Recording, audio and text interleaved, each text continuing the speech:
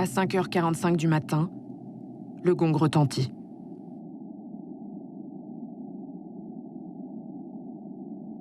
Pilecki rejoint la place d'appel où se tiennent des milliers d'autres hommes, parfaitement alignés.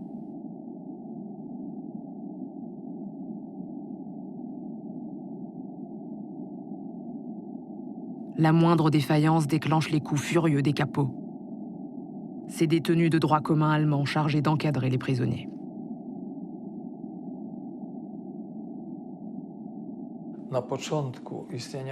Au début, la principale tâche des SS et des capots était de tuer.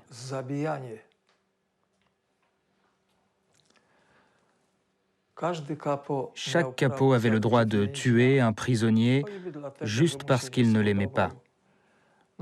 Il tuait essentiellement des gens qui ne travaillaient pas assez vite. Quand j'avais 18 ans, je devais porter depuis le wagon des sacs de ciment qui pesaient jusqu'à 50 kilos. Quand un homme tombait sous le poids d'un sac, et beaucoup n'ont pas résisté, les SS lui tiraient dessus. Ils disaient que l'homme n'était plus apte à vivre dans le camp pour y travailler.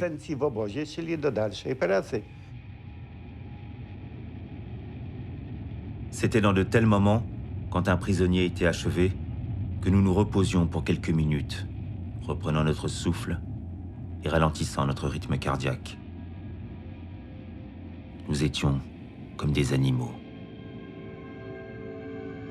À bout de force, après 16 heures de labeur, Pilecki et les autres détenus rentrent au camp. Escortés par les SS, ils portent les dépouilles de leurs camarades morts au travail. À Auschwitz, même les cadavres doivent pointer pour l'appel du soir.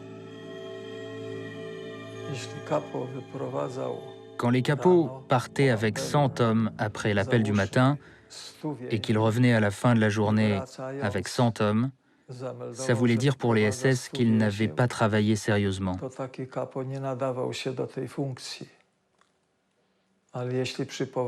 Mais s'ils revenaient avec 90 hommes, ça voulait dire que c'était de bons capots.